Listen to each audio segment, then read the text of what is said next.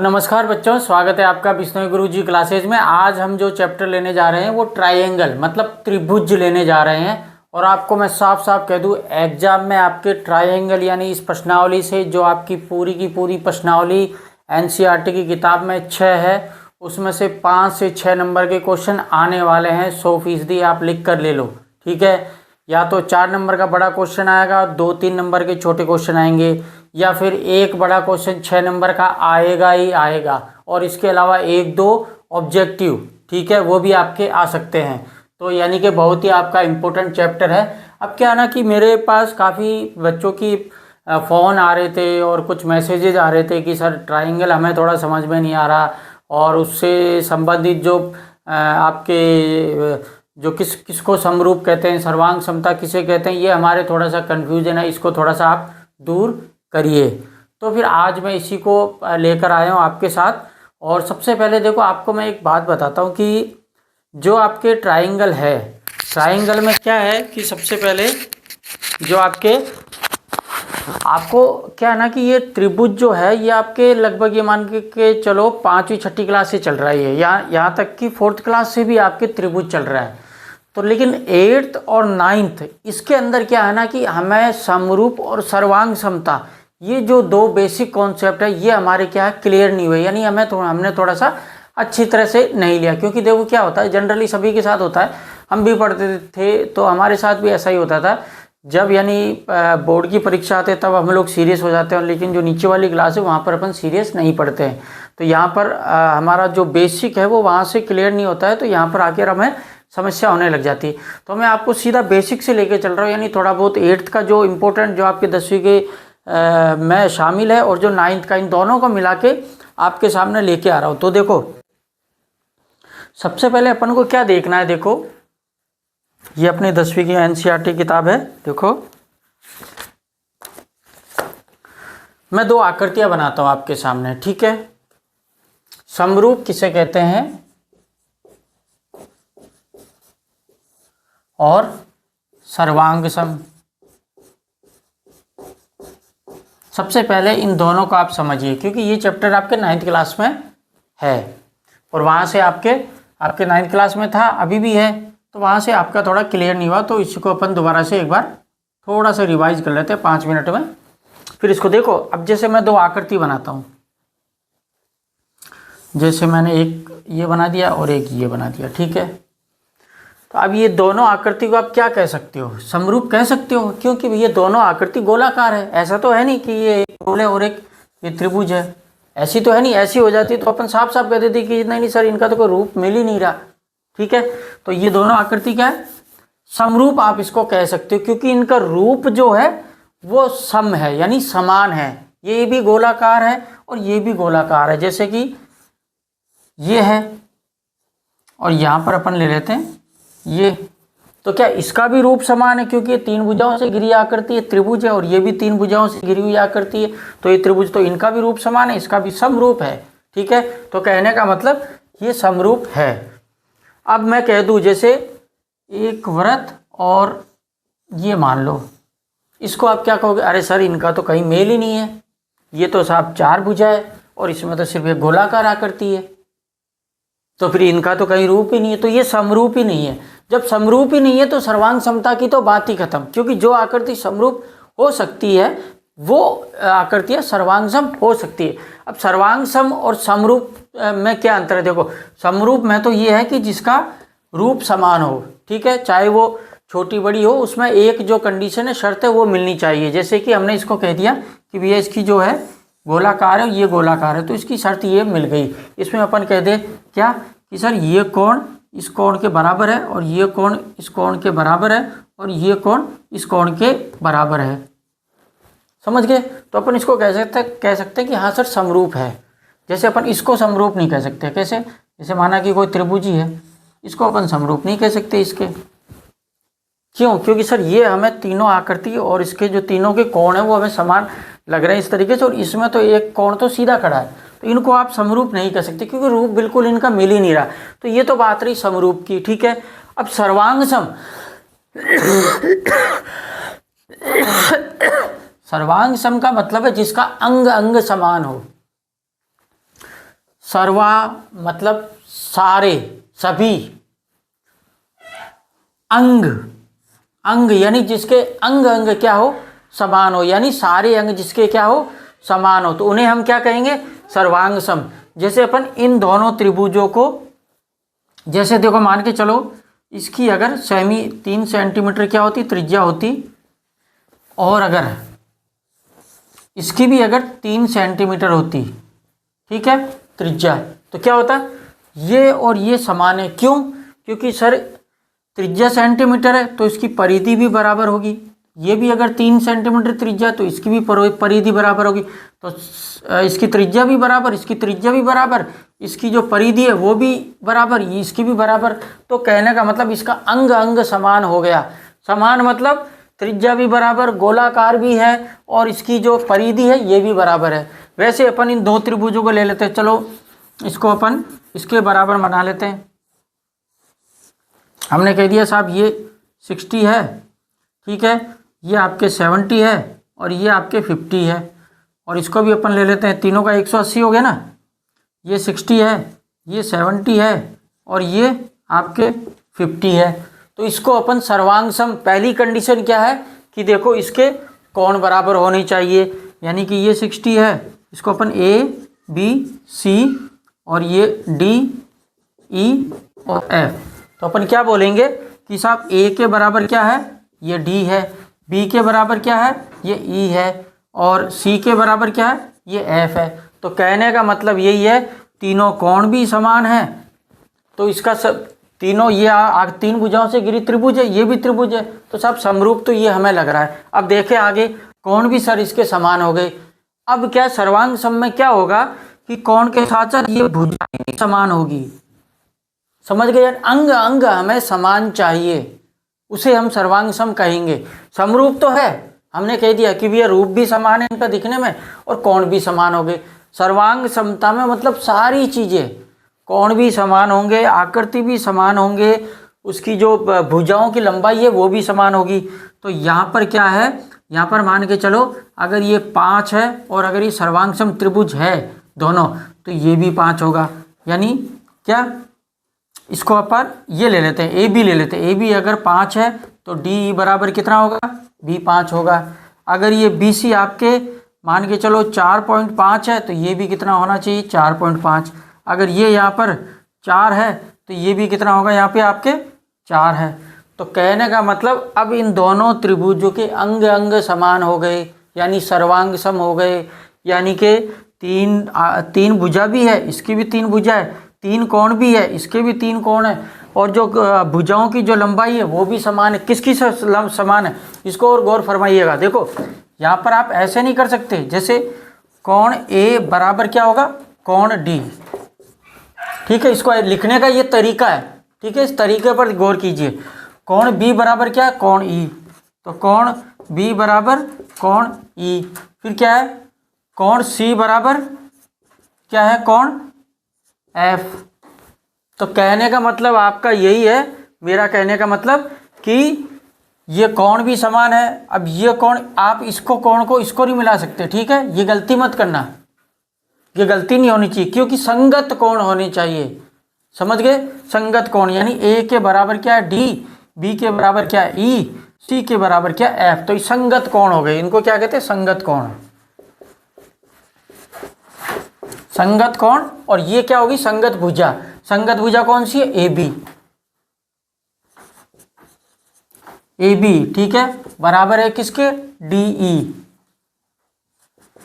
ठीक है, ये क्या है, संगत भुजा।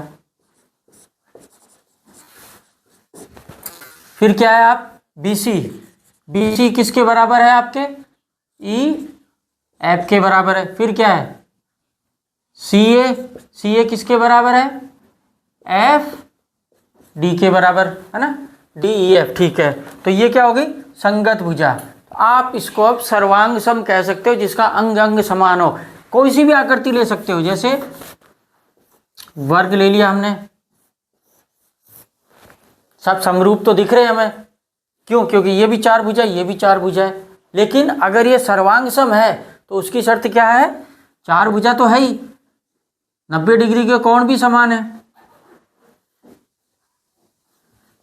ठीक है, ये भी 90, ये भी 90 और ये भी 90, लेकिन भुजा भी समान होनी चाहिए। मतलब ये जो भुजाएं हैं, ये जो भुजा, इसको मान लो A B C D E F G और एच, तो भुजाएं भी यानी जितनी ए बी है उतनी ही आपके कितनी होनी चाहिए, ए बी है ई एफ होनी चाहिए। अगर जितनी आपके बी, ये वर्ग है तो चारों भुजा तो वैसे समान है ही, ये तो हमें ध्यान ही है, तो ये जितनी होगी ये इतनी होगी। तो इसको अपन ने थोड़ा सा, इसको ए बी इधर ले लेते ना, ए बी सी और डी, तो ए बी बराबर ई एफ है, बी सी बराबर जी है, ये बराबर ये है और ये बराबर ये है। तो ये दोनों आकृति का सर्वांग सम आकृति हो गई।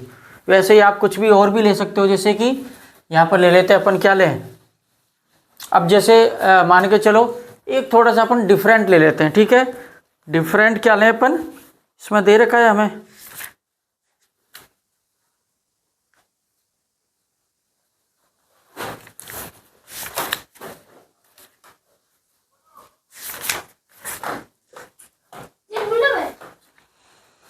इसमें से अपन सर्वांग सम वाली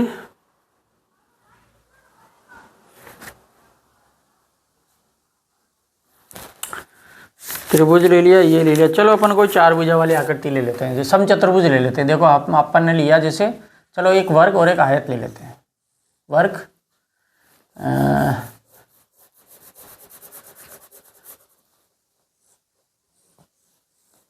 वर्ग और आयत। अब ये बोलोगे सर ये देखो रूप में तो हमें समान लग रहे हैं, ठीक है, मतलब ये भी चार भुजाओं से घिरी हुई आकृति, ये भी चार भुजाओं से घिरी आकृति है। और आपको ध्यान है वर्ग और आयत में क्या होता है, एक और आपके विशेष, वर्ग में तो क्या होती है, चारों भुजाएं समान होती है, आयत में आमने सामने की समान होती है, ठीक है। और वर्ग में भी ये 90 डिग्री के कोण होते हैं, चारों कोणों का योग कितना होता है, 360 डिग्री, और ये भी इस आयत में भी बराबर होते हैं। लेकिन अगर कहे सर ये सर्वांग सम है, तो सर सर्वांग सम होने के लिए तो एक कंडीशन और चाहिए हमें। क्या चाहिए, हमें ये चाहिए कि इनकी भुजाएं भी, जो संगत भुजा है वो समान होनी चाहिए। संगत भुजा मतलब इसको आप ए बी सी डी और इसको ई एफ जी एच, तो संगत भुजा कौन सी, ए बी बराबर क्या होगी E D E F, B C बराबर क्या होनी चाहिए एफ जी, सी डी बराबर क्या होनी चाहिए जी एच। और ये अगर बराबर है, अगर ये तीसरी कंडीशन भी, शर्त भी इसमें अगर बराबर है, तो इन दोनों को हम क्या कह सकते हैं, सर्वांग सम है। अगर ये नहीं है, अगर ये नहीं है तो क्या होगा, तो ये समरूप है। जैसे मान के चलो ये 5 हो गया और ये मान के चलो 6 हो गया, आयत है तो ये भी मान के चलो 6 हो गया, आमने सामने की तो भुजा बराबर होगी ही होगी, समझ गए। और जैसे ये मान के चलो 5 ले लो और इसको 5 ले लो, तो साहब ए बी बराबर, तो ये बराबर नहीं है, ये आपके बी सी बराबर तो है और जी एच बराबर भी है, लेकिन सर ए बी बराबर और ये नहीं है, बाकी सारी शर्तें मिल रही है, मतलब सर्वांग सम नहीं है। सारे अंग इसके सारे अंग इसके सारे अंग के बराबर नहीं है, समझ गए। तो ये हो गई अपनी कंडीशन समरूप और सर्वांग सम की। अब अपन आगे बढ़ते हैं। तो बच्चों कैसा एक्सप्लेन किया, आपके दिमाग में से समरूप और सर्वांग सम का जो भी कन्फ्यूजन है वो दूर हो गया होगा। आप कमेंट में हमें बताइए। हम काफ़ी दिनों से लाइव आने का प्रयत्न कर रहे हैं, तैयारी भी कर रहे हैं, लेकिन पता नहीं लास्ट मौके पर कुछ ना कुछ ग्लिचेज हो जाता है आपके, जिसके कारण हमारा लाइव नहीं हो पा रहा है। तो आप अब अपन बात करते हैं आगे, किताब में चलते हैं।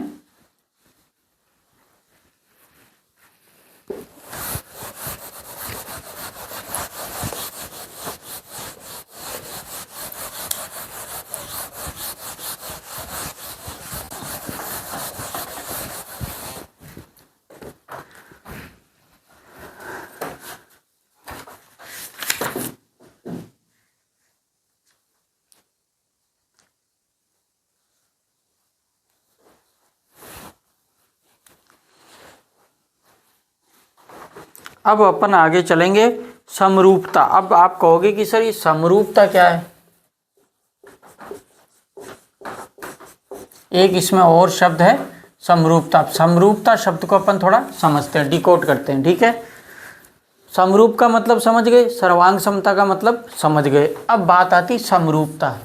अब समरूपता ऐसी है कि मान के चलो वो कह रहा है कि कोई भी दो आकृति हो, कैसी भी आकृति ले लो आप, जैसे चलो आप त्रिभुज ले लो, ये ले लो और ये ले लो।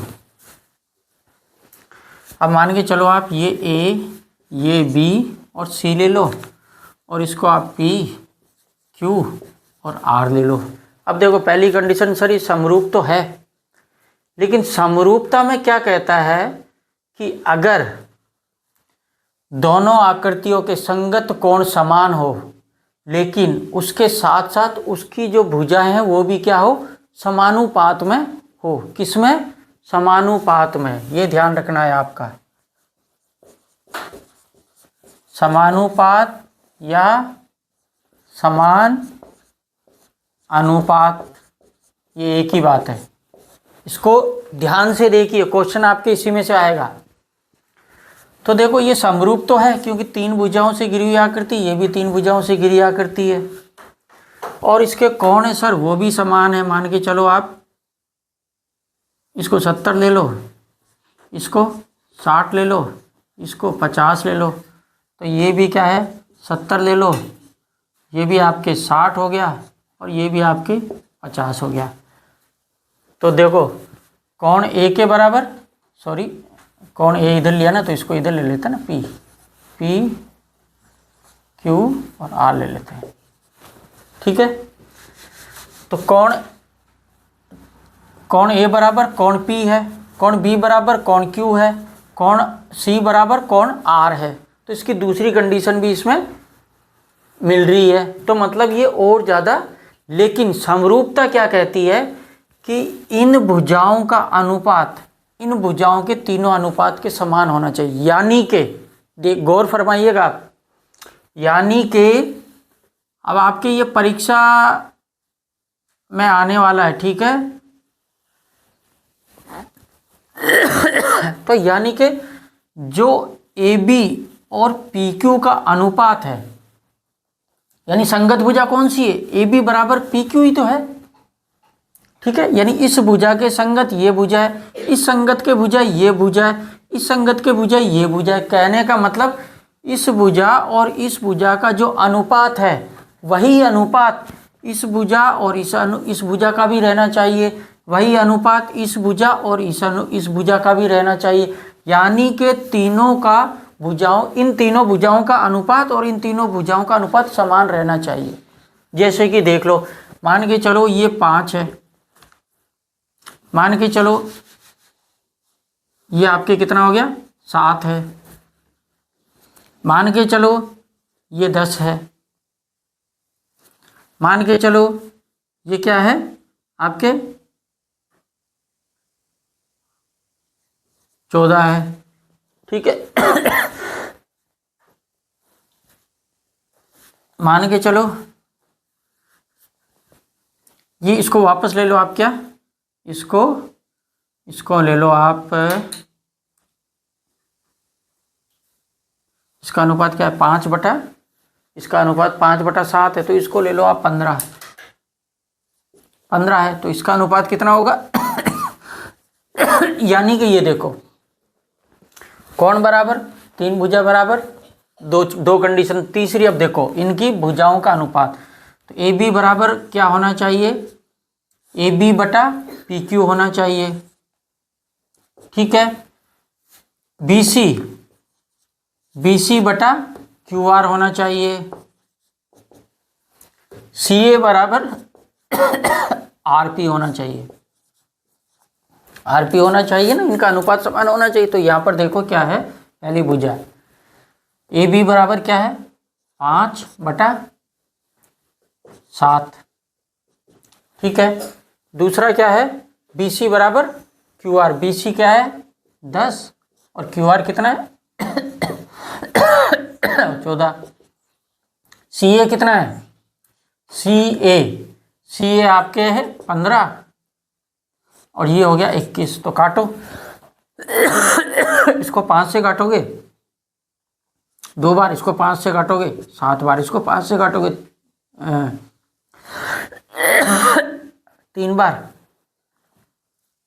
इसको 3 से, भाई इसको 2 से काटा है, 5 का तो भाग ही कहाँ जा रहा है।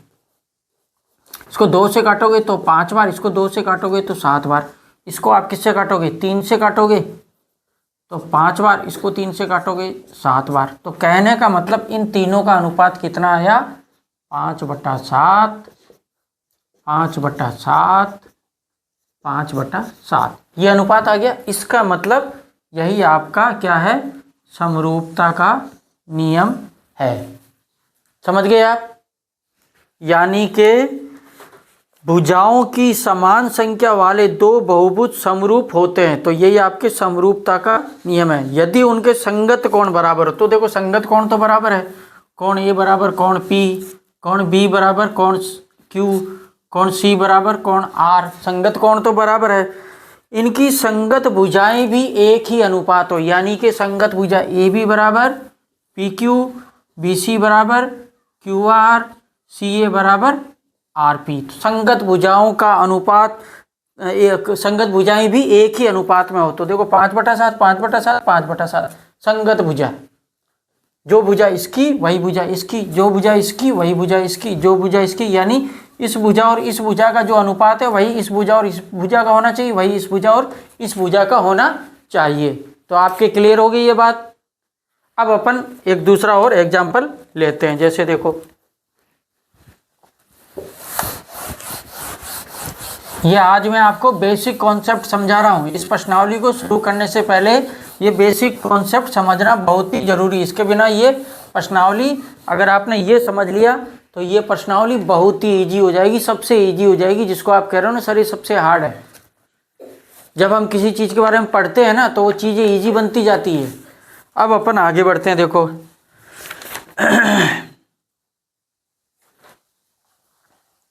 चलो एक अपन अलग से एक और उदाहरण ले लेते हैं बच्चों।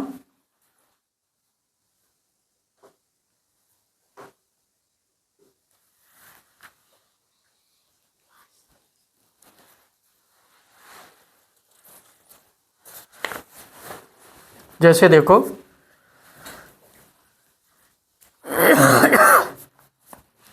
कोई भी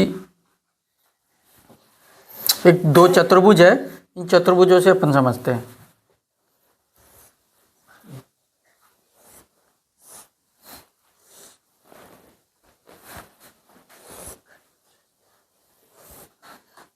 दो बाल्टी के जैसे दे रखे हैं, ए बी सी डी, ठीक है। ये पी, ये क्यू, ये आर, ये एस, ठीक है। ये डी बराबर 85 डिग्री है तो एस बराबर भी 85 डिग्री है। संगत कोण बराबर है।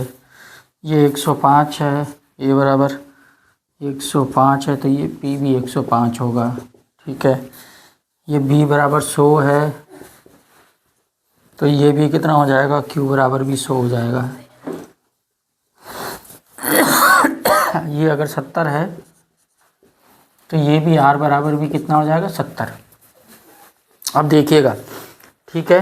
यहाँ पर आपके 2.1 cm है, ये आपके 1.5 cm है, ये 2.5 cm है और ये आपके 2.4 cm है। यहाँ पर आपके 4.2 cm है, ये 3 cm है, ये आपके 5 cm है और ये आपके 4.8 cm। अब यहाँ पर ये पूछ रहा है कि उपरोक्त के आधार पर आप सरलता से कह सकते हैं कि चतुर्भुज A B C D P Q R S समरूप है। अब देख रहे हैं अपन, हमें ध्यान है कि समरूपता बताने की कंडीशन 3 है। एक तो वो दिखने में तो समान होनी चाहिए, तो हमें सब समरूप यानी इनका रूप हमें समान लग रहा है, ठीक है। मतलब ये भी 4 भुजाओं से घिरी हुई आकृति, ये भी 4 भुजाओं से घिरी हुई आकृति, कुछ बाल्टी टाइप कुछ ऐसा दिख रहा है, ये भी साहब हमें बाल्टी टाइप कुछ दिख रहा है, मतलब दिखने में रूप इनका, ठीक है। अब बात आ रही सर इसके संगत, अगर समरूप है तो संगत कोण भी समान होनी चाहिए। तो संगत कोण देखो, कोण ए बराबर क्या है, कोण पी। कोण बी बराबर कोण क्यू, कोण सी बराबर कोण आर, कोण डी बराबर कोण एस। मतलब इसकी सर दूसरी कंडीशन है कि इसके चारों कोण समान होने चाहिए, वो भी समान है। ठीक है, अब समरूपता में अब हमें एक और चीज़ और बतानी है कि जो इनकी संगत भुजाएं हैं, इन संगत भुजाओं की चारों भुजाएं की आपस में जो है अनुपात समान होना चाहिए, यानी समान अनुपात से होनी चाहिए। जैसे देखो 2.1 है, इसका दुगना कितना है 4.2, यानी इसका अनुपात कितना है आपके, इसको लेते हैं पहले ए बी लेते हैं इसको, तो अनुपात किस किस का होगा देखो, ए बी बटा पी क्यू बराबर बी सी, बी सी बटा क्या होगी क्यू आर। भाई इसके समान तो यही है ना, संगत भुजा तो यही है। इस संगत भुजा को आप ये नहीं ले सकते, ये नहीं ले सकते, ये नहीं ले सकते, जो संगत है वही लेनी। ए बी तो पी क्यू, फिर बी सी ले रहे हैं तो ये ले रहे हैं, फिर ये ले रहे हैं, फिर ये ले रहे हैं। आप चाहो तो इसको ऐसे लोगे तो भी आपको फिर आर से लेनी पड़ेगी। ठीक है, ये ध्यान देना है आपको। क्वेश्चन में कहीं कहीं घुमा के आपको इस तरीके से उल्टी सीधी पूछेगा, तो वो यहाँ पर अब क्या है बी सी हो गया, उसके बाद सी डी कितना है, सी डी बटा आर एस बराबर कितना है डी ए, डी ए बटा एस पी। मतलब कि इनकी संगत भुजाएं भी एक ही अनुपात में होनी चाहिए। अब अपन देखेंगे एक ही अनुपात में है या नहीं है। अगर ये एक ही अनुपात में होती है तो जब तो ये क्या हो गया, समरूपता का नियम है। तो देखो ए बी बराबर कितना है 1.5 बटा इसके बराबर क्या है पी क्यू है, तो 3 हो गया, बराबर बी सी कितना है 2.5, यहाँ पर कितना है 5, तीसरा क्या है सी डी कितना है 2.4 और यहाँ पर कितना 4.8 बराबर डी ए कितना 2.1 बटा 4.2। यानी कि अगर अपन इन चारों को काटते हैं आपस में तो कितना आएगा 1/2 आ रहा है। क्या आ रहा है 1/2 आ रहा है। देखो 1.5 का दुगना 3, भाई इसको आप पॉइंट हटाओगे तो नीचे 0 आ जाएगा, तो 15 दूनी 30, 15 से काटोगे तो कितना 1, 2 बार गया 30, 15 से काटोगे 1 बार, 15 से काटो 2 बार, 1/2 अनुपात आ गया। ये पॉइंट हटाइए तो नीचे क्या आ गया 0 आ गया। तो 2 से आप इसको काटो, किसको 25 से काटो 1 बार, 25 से काटो 2 बार, तो यहाँ पे भी अनुपात क्या आ गया 2। इसको पॉइंट से पॉइंट कट जाएगा क्योंकि दोनों एक संख्या के बाद पॉइंट है, तो दोनों से हटा सकते हो आप। तो 24 से काटोगे 1 बार, 24 दूना 48, तो यहाँ पे भी क्या हो गया 1/2 हो गया। यहाँ पर आप पॉइंट से पॉइंट हट जाएगा तो 21 से काटो 1 बार, 21 से काटो 2 बार, तो यहाँ पे भी क्या हो गया 1/2। कहने का मतलब ये है कि इन चारों का अनुपात जो है वो किस में आ गया आपके 1/2 अनुपात में आ गया। यही समरूपता का नियम है। यानी संगत कोण संगत भुजाएं एक ही, संगत के बाद संगत जो भुजाएं हैं वो एक ही अनुपात में होनी चाहिए। समझ गए आप। तो इसी तरीके से ये बेसिक कॉन्सेप्ट है, इसको आपको समझना है। समरूपता, ठीक है, वहां पर क्या था सर्वांग समता, यहाँ पर समरूपता। तो समरूपता को आपको अब स्पेसिफिकेशन हो चुका है, आप इसको डिटेल में समझ चुके हो। अब आपको किसी भी आकृति दे दे, दो कोई आकृति देगा उसकी समरूपता आपको दिखानी पड़ेगी। तो उनके सभी संगत कोण संगत भुजा समान अनुपात में होनी चाहिए। कोण तो समान होनी चाहिए, ठीक है, कोण तो समान होंगे, कोण समान होंगे तभी तो उनकी भुजाएं आड़ी टेढ़ी तिरछी नहीं होगी। जैसे मैं इसको अगर 50 डिग्री कर देता तो हमें ध्यान है ये 50 डिग्री, तो फिर कैसे होगा, ऐसे होगा ना, ऐसे होगा, तो ये तो समरूप तो इसके बना ही नहीं। समझ गए। अगर ये आपका पी कोण अगर 50 डिग्री होता तो इसके बराबर तो आगे तो अपन बढ़ ही नहीं पाते, तो ये तो लगभग आपके त्रिभुज टाइप बन जाता। तो ये आकृति 4 भुजा की, ये 3 भुजा की, तो फिर कैसे होता, ये आगे चल जाता ऐसे, इधर जाके ऐसे कट जाता। 50 डिग्री का तो ऐसे बनेगा, तो ये तो त्रिभुज हो गया, ये चतुर्भुज। समरूप का पहली कंडीशन ही नहीं करी इसने पार। तो इसी प्रकार से आपको इसको ध्यान देना है और आगे इसको बढ़ना है, ठीक है। तो ये आपके कंडीशन होगी किसकी, समरूपता की। अब अपन आगे बढ़ते हैं। आपके ये कॉन्सेप्ट क्लियर हो चुका होगा।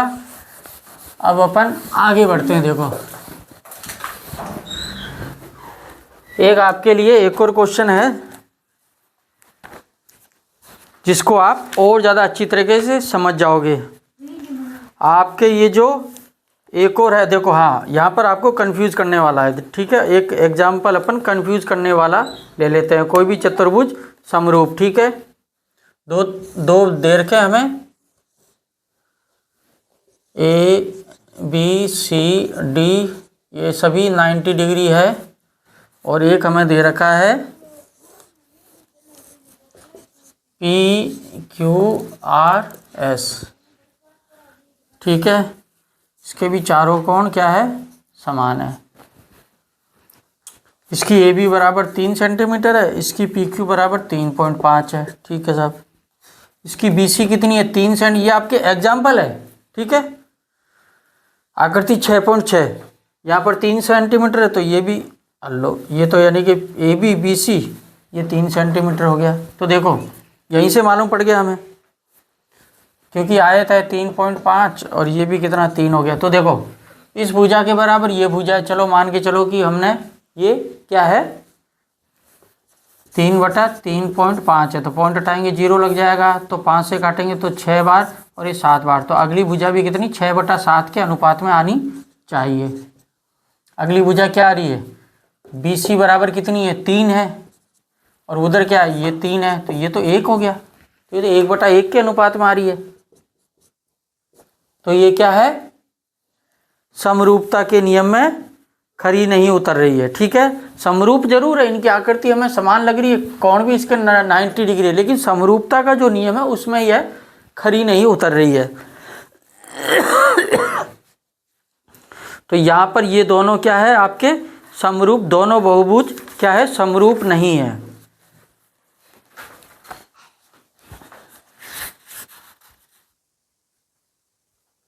एक और कंडीशन कह रहा है, एक और इसमें इम्पोर्टेंट बात है। तो ये अब क्या हुआ, दिखने में हमें लग रहा है समरूप, लेकिन जब हमने इसको आंकड़ों पर उतारा तो ये समरूप नहीं है। जैसे मान के चलो कोई भी आकृति है, इसमें एक चीज़ और है कंडीशन, देखो कोई भी आकृति ए है, अगर वो समरूप है आकृति बी के, यानी कोई सी भी आकृति अगर ये दोनों समरूप है, और बी आकृति समरूप है किसके, सी के, यानी ए आकृति बी के समरूप है और बी आकृति सी के समरूप है, तो फिर ए आकृति सी के समरूप भी होगी। समझ गए, बहुत ही रेयर, कहने का मतलब बहुत ही इम्पोर्टेंट स्टेटमेंट है ये। अगर कोई भी आकृति यानी कि वर्गाकार आकृति हो या कैसी भी आकृति हो, त्रिभुजाकार हो या फिर समचतुर्भुज हो, कुछ भी हो, अगर ये दोनों आपस में बराबर है, समरूप है, और ये बी और सी अगर समरूप है, यानी ए बी समरूप है और बी सी समरूप है, तो सी और ए बी समरूप होगी। ये ध्यान देना है आपको। ठीक है भाई, ये इसके बराबर है और फिर ये इसके बराबर है, तो ये दोनों भी तो बराबर होगी। तो इसी प्रकार से एक आपके एग्जाम्पल अपन और ले लेते हैं। अब इसमें यहाँ पर हमें थोड़ा सा समचतुर्भुज थोड़ा सा तिरछा दिया है, इसको ध्यान से देखना है।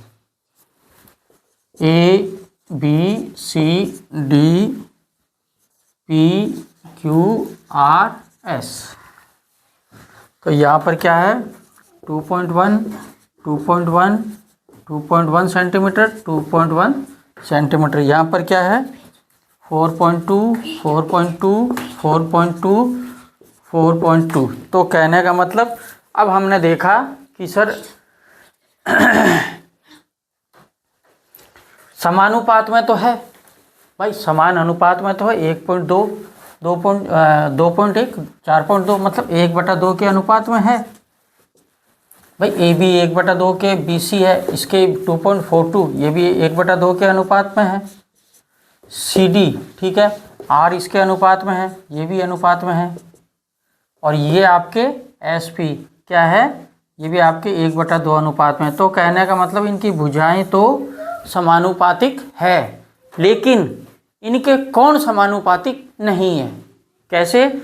मतलब ये हमें 90 डिग्री दिख रहा है सर, और शायद नापने से इसमें 90 डिग्री हम देखेंगे तो 90 डिग्री हो जाएगा, लेकिन यहाँ पर हमें 90 डिग्री नहीं दिख रहा है। ये लगभग आपके 70 डिग्री के आसपास है। ये लगभग आपके कितना 110 डिग्री के आसपास है। ये सर हमें कम से कम 80 डिग्री का लग रहा है, और ये हमें सर कम से कम 110 डिग्री का लग रहा है। तो कहने का मतलब ये तो चारों 90 डिग्री है, तो संगत कोण भी तो बराबर होनी चाहिए। तो यहाँ पर संगत कोण बराबर नहीं है, तो इस समरूपता के नियम पर ये खरे नहीं उतरते हैं। तो इसी प्रकार से यहाँ पर क्या है, तो समरूपता का नियम कहाँ होगा?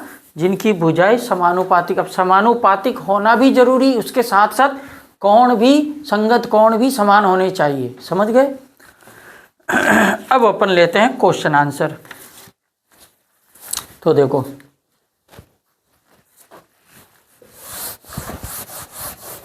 अब अपन क्या लेते हैं क्वेश्चन आंसर 6 पॉइंट प्रश्नावली 1 के।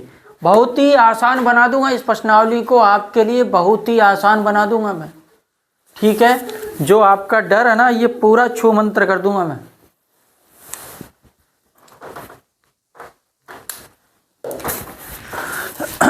अब पहला प्रश्न देखो, कोष्टक में दिए गए शब्दों में से सही शब्दों का प्रयोग करते हुए रिक्त स्थान सभी व्रत।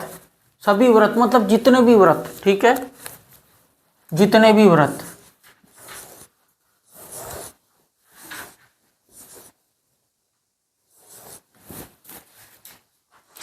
सर्वांग सम होते हैं या समरूप होते हैं, इन दोनों में से कोई। तो देखो सर, समरूप तो हो सकते हैं, लेकिन सर्वांग सम नहीं हो सकते, क्योंकि समरूप का मतलब क्या हुआ? हाँ भैया, ये भी गोलाकार, ये भी गोलाकार, ये भी गोलाकार, ये भी गोलाकार, ये भी गोलाकार, ये भी तो रूप तो इनके समान है। एक भी कोई त्रिभुज या कोई 3 भुजा, 4 भुजा, 5 भुजाओं वाला नहीं है। ठीक है, लेकिन सर इनकी त्रिज्या जो है ना, वो अलग अलग हो सकती है, क्योंकि एक छोटा एक बड़ा है। ठीक है, तो सर सर्वांग सम का क्या मतलब है? कि सारा अंग समान हो, यानी इसकी अगर त्रिज्या 3 है तो ये भी 3 है, ये भी 3, ये भी 3, ये भी 3, ये भी 3 होनी चाहिए। तो सर सर्वांग सम तो नहीं है, तो क्या है? ये सभी व्रत क्या होते हैं? समरूप। क्या होते हैं?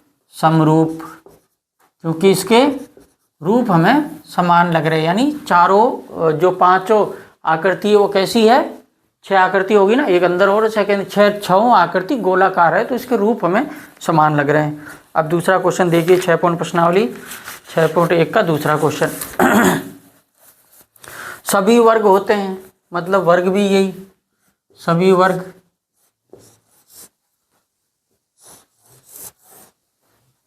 वर्ग की क्या विशेषता होती है? चारों कोणों का योग 360 डिग्री होता है, भुजाएं चारों समान होती है, सारे कोण 90 डिग्री के होते हैं।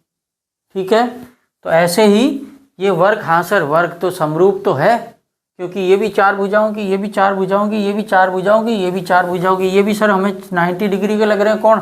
ये भी चारों 90 डिग्री, ये भी चारों 90 डिग्री, ये भी चारों 90 डिग्री। लेकिन सर इसकी भुजा एक छोटी है, इसकी ये भुजा बड़ी है, इसकी उससे भी बड़ी है, इसके भी, तो इसकी सर्वांग सम नहीं कह सकते इसको, क्योंकि सर्वांग सम में सभी अंग समान होते हैं। कोण भी समान होना चाहिए, भुजाएं भी समान होनी चाहिए, भुजाओं की लंबाइयाँ भी समान होनी चाहिए। इनको आप समरूप भी नहीं कह सकते, इसको और इसको। क्यों? क्योंकि सर ये 4 भुजाओं से घिरी और ये 3 भुजाओं से, तो रूप ही इनका समान नहीं, आगे बढ़ने से तो मतलब ही नहीं है। ठीक है, तो ये चीज़ यहाँ पर क्या कहोगे आप? छठे का दूसरा क्या है? समरूप। तीसरा क्या है? सभी त्रिभुज समरूप होते हैं, सभी त्रिभुज समरूप होते हैं। अब पहले ये देखो, समद्विबाहु क्यों नहीं हो सकते?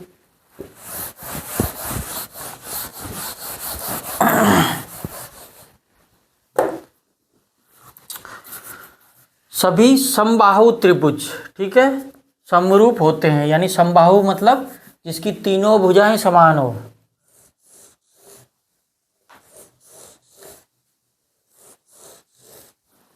या फिर ऐसे कर लो,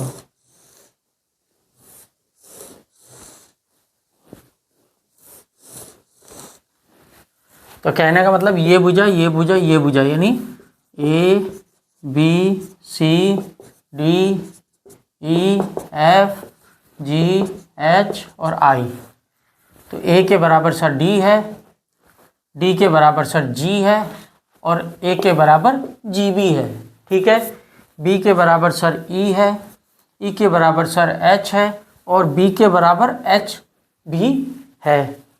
सर यहाँ पर सी के बराबर एफ है, एफ के बराबर आई है और सी के बराबर आई भी है। तो कहने का मतलब समबाहु त्रिभुज है, उन्हें हम क्या कह सकते हैं, समरूप होते हैं। उनके सभी जो रूप होते हैं वो क्या होते हैं, एक जैसे होते हैं। क्यों? क्योंकि समबाहु त्रिभुज में क्या होता है, तीनों कोण समान होता है और तीनों कोणों के सामने वाली भुजाएं भी समान होती है। यानी ये 60, ये 60, ये 60, तो इनकी भुजाएं भी जितनी ये होगी उतनी ये होगी, उतनी ये शर्त है। ठीक है, ये आपके पर में है शायद 7th या 8th में।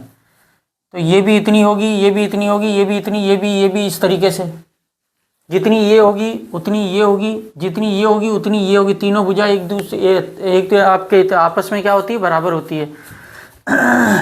अब यहाँ पर क्या कह रहा है, जैसे अपन ने ये ले लिया तो अपन ने कह दिया, अब समद्वि बाहु में क्या है, समद्वि बाहु में क्या है, समद्वि बाहु में जैसे ये 90 डिग्री है, ये 45 ले लो, ये 45 ले लो, तो दोनों बराबर, ये क्या है, भुजा बराबर। अब उसमें ये कंडीशन नहीं बता रखा कि भैया ये भुजा बराबर या ये दोनों भुजा बराबर, तो अपन इन दोनों में से ये ही हमारा आंसर होगा। यहाँ पर मान लिया कि चलो 90 तो बराबर है, अब इसके सामने ये बड़ी भुजा है और ये आपके 45 दे रखा है, कितना दे रखा है कंफर्म नहीं है, तो फिर यहाँ पर अपन समबाहु को करेंगे। आगे क्या है, चौथा क्वेश्चन, भुजाओं की समान संख्या वाले दो बहुभुज समरूप होते हैं यदि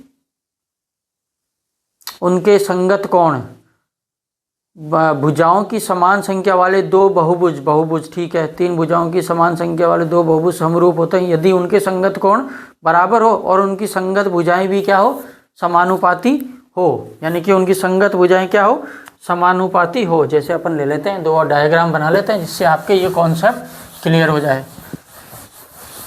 एबे सैदे भी अगर आपके एग्जाम में आता है, आपको समझ में नहीं आता है, तो कम से कम आपको डायग्राम बना के उसे सॉल्व करना है, ये ध्यान देना है।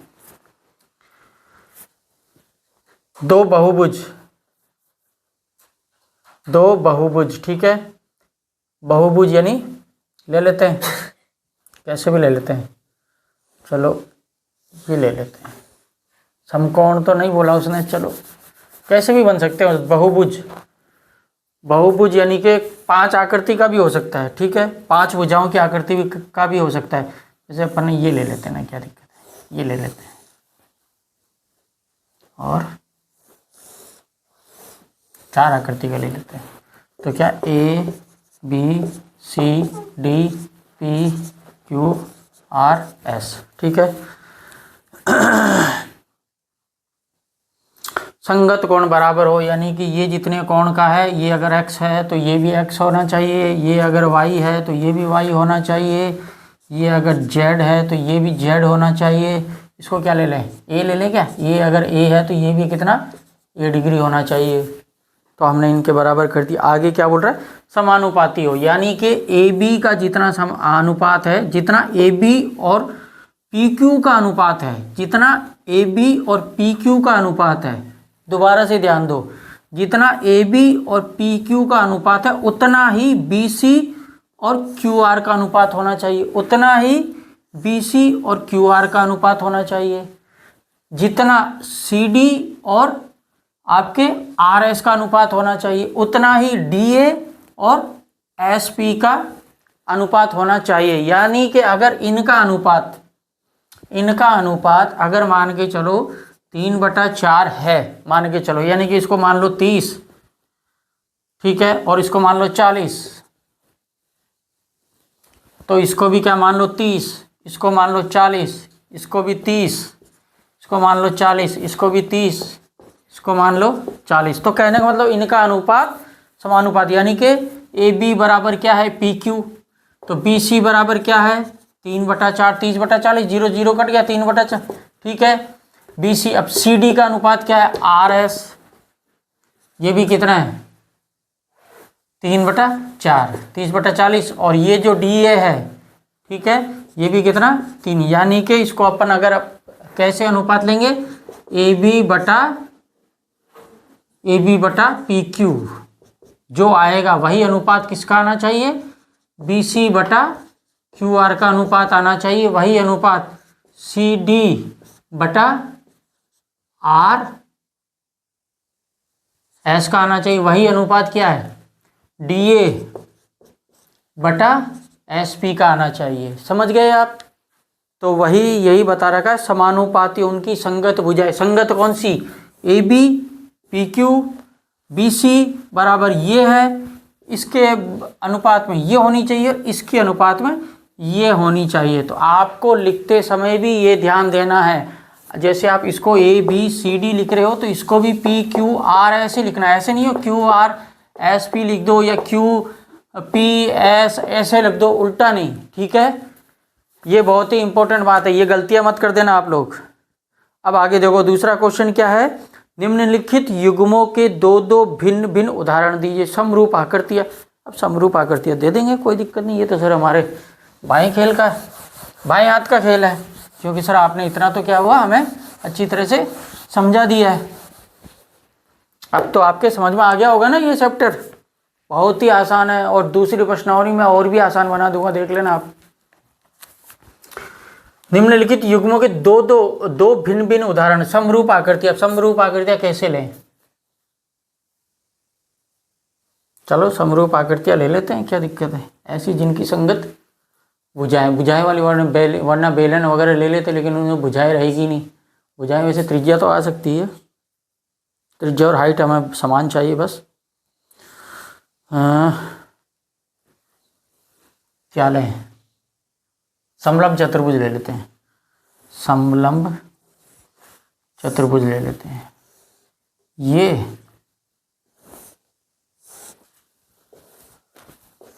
ये समरूप आकृतियां हो गई।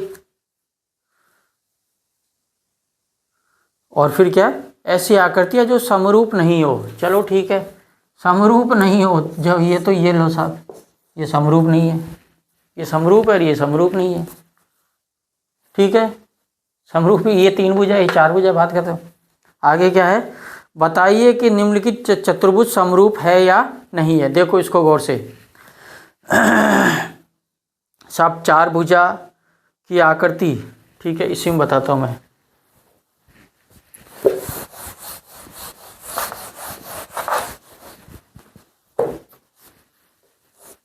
ये सम चतुर्भुज है आपके,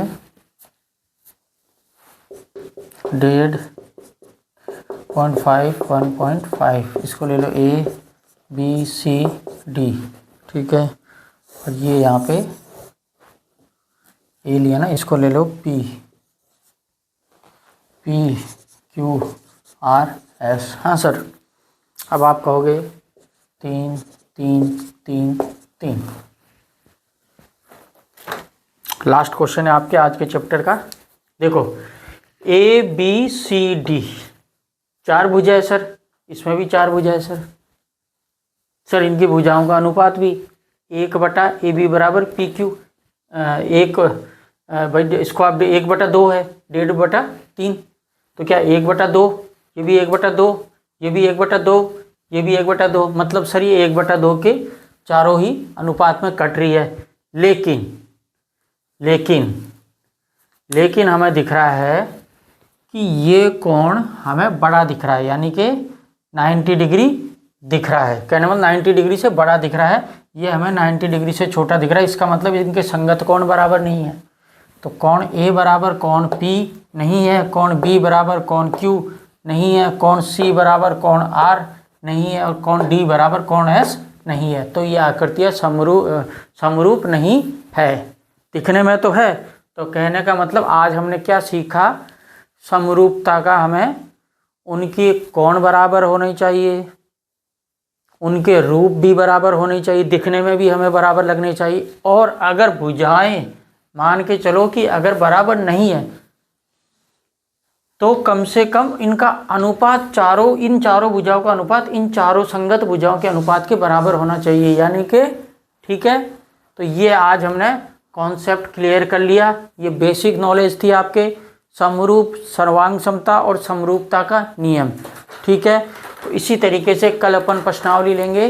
6.1 अपन ने पूरी कर ली, 6.2 लेंगे और 6.2 को मैं गारंटी से कह रहा हूँ आपको सिर्फ एक ही नियम के थ्रू मैं आपको सारे के सारे क्या करवा दूँगा, सॉल्व करवा दूँगा।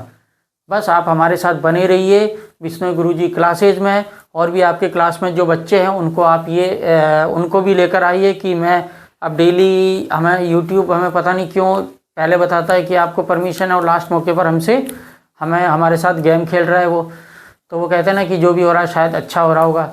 तो इसी तरीके से जल्दी अगर हम लाइव आए जब, तो सभी बच्चे कोई भी किसी भी तरीके से देख सकते हैं, पूछ सकते हैं।